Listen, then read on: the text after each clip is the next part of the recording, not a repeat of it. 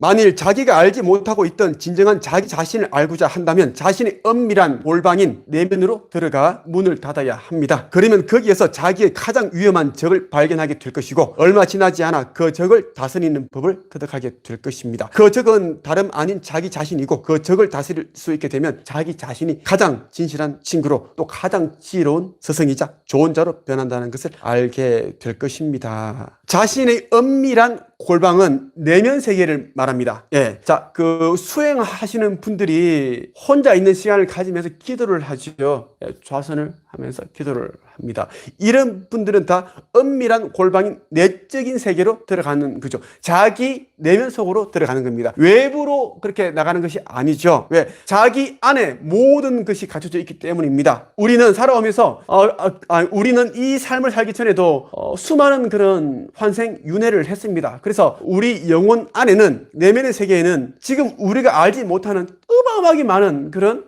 경험과 지혜와 깨달음, 그러한 것들이 쌓여 있습니다. 그러니까 내면 세계로 들어갈 때에 그러한 지혜를 우리가 취할 수 있다라는 이야기입니다. 여러분들이 힘든 일이 있을 때 다른 사람들에게 자꾸만 어떤 해결책을 묻기보다 오히려 자기 혼자 있으면서 잔잔하게 있으면서 지금 일어난 일에 대해서 생각을 해보고 왜 이런 일이 일어났지? 왜 이런 일이 일어났을까? 그리고 이 일을 어떻게 하는 게 잘 해결할 수 있을까? 이런 부분들 생각하게 되면 빠르게 해결책을 찾게 됩니다. 그렇지 않고 이 사람 저 사람 이 친구 저 친구 이 문제를 거론하면서 물어가다 보면 이제 이 문제를 해결할 수 있는 그 타이밍을 놓치게 됩니다. 그리고 그 사람들에게 오히려 약점을 잡히게 되는 그런 일이 생기죠. 그러지 마십시오. 자기 자신에게 물어보시고요. 자기 내면에 있는 그리스도 그리고 우리를 창조한 그런 창조주께 하나님께 물어보시는 게 훨씬 더 빠르게 문제 해결할 수 있다는 이야기를 여러분들에게 말씀드리고 싶습니다. 밑에 부분입니다. 50페이지 밑에 부분. 하나님은 깊은 침묵 가운데 계시며 자기 속에 하나님이 거하시는 깊은 침묵에 휩싸인 지성소가 있음을 깨닫게 될 것입니다. 그러한 깨달음이 주어지면 자신의 모든 소원이 자신의 소원이 아니라 하나님이 마음 안에 있는 하나님의 소원이라는 사실을 알게 되고 하나님과 인간, 아버지와 아들 혹은 영혼과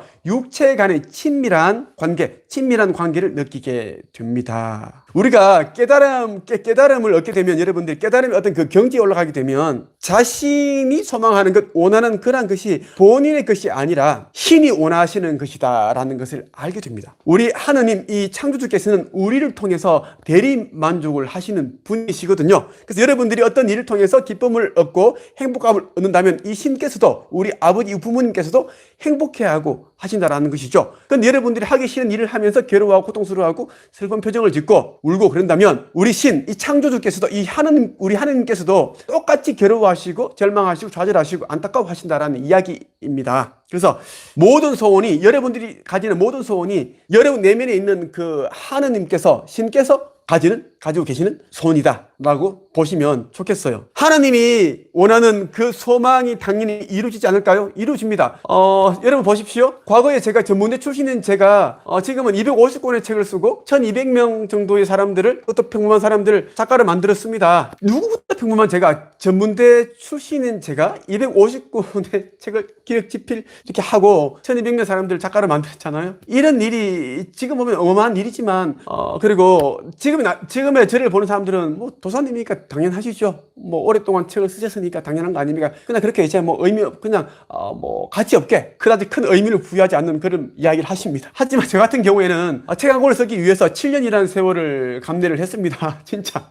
저는 다시 돌아가라고 한다면 저는 절대로 안 돌아오고 싶어요. 만약에 신께서 저에게 김도사야 20대로 보내줄 테니까 다시 한번 살아볼래? 저는 절대로 안 돌아갑니다. 저는 지금이 너무나 좋아요. 지금 너무나 행복합니다. 좋습니다. 예. 저는 과거에 제가 작가가 되고 싶었을 때 7년이라는 세월이 걸릴 거라는 것을 저는 몰랐습니다. 그냥 한 권 원고를 열심히 쓰다 보면 출판사와 계약이 될 것이고, 계약이 되면 책이 나올 것이고, 그러면 또 베스트셀러가 되고 강의가가 되고 코치가 되고 돈도 많이 벌고 그렇게 될 줄 알았습니다. 그런데 7년이 걸렸다라는 것이죠. 500번 정도 출판사로부터 초짜를 맞아야 했는데, 하지만 저 같은 경우에는 저는 어떤 존재인 줄 제가 생각을 했냐면, 저는 하나님으로부터 특별한 그런 능력을 부여받았다. 달란트를 받았다. 만들었다. 그러니까 제가 힘들수록 저는 앞으로 더 큰 일을 할 수 있는 그런 사람이다. 큰 그릇의 사람이다. 왜? 큰 그릇을 가진 사람은 단단하게 강하게 만들어 줘야지, 그래야 큰 일을 할 수 있고 어떤 숱한 그런 시련과 역경을 마주치더라도 넘어지지 않고 포기하지 않을 테니까요. 그래서 저는 그런 존재가 저라고 생각을 했습니다. 그래서 여러분들도 저처럼 그렇게 한번 생각을 해보십시오. 여러분 모두 다 특별하고 소중한 존재잖아요. 여러분 이 세상에